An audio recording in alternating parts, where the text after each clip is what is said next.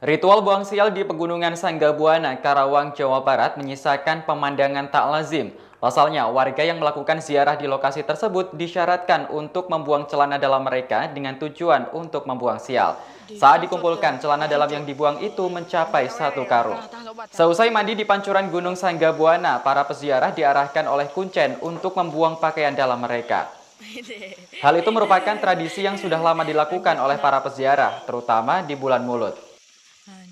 Sebagai informasi, di lokasi tersebut terdapat sejumlah makam dan 4 mata air yang dipakai untuk ritual, yaitu mata air Pancuran Mas, Pancuran Kejayaan, Pancuran Kahuripan, dan Pancuran Sumur Tujuh.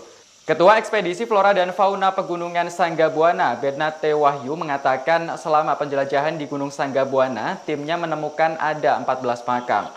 Bernat menyebutkan perlu ada kajian mendalam soal banyaknya makam di Pegunungan Sanggabuana, baik dari segi sejarah maupun budayanya. Ia juga mengatakan tarif untuk mengikuti ritual di sana sekitar Rp250.000. Itu sudah termasuk biaya pemandu oleh kuncen dan ubo rampe atau sesajian. Diberitakan sebelumnya, media sosial dihebohkan dengan video maraknya penemuan celana dalam di Gunung Sanggabuana, Karawang. Dalam video yang diunggah oleh akun Instagram @halokrw, tampak sejumlah pendaki membersihkan pakaian dalam yang tersangkut di semak belukar di area pegunungan. Dalam foto yang beredar juga tampak pakaian dalam yang dikumpulkan mencapai 1 karung.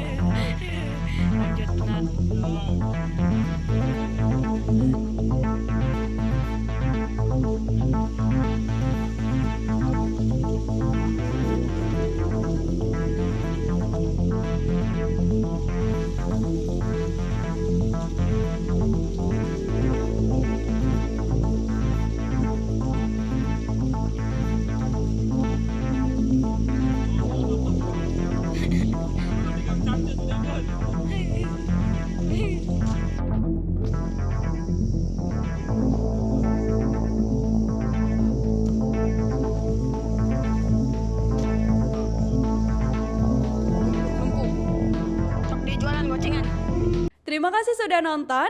Jangan lupa like, subscribe, dan share ya.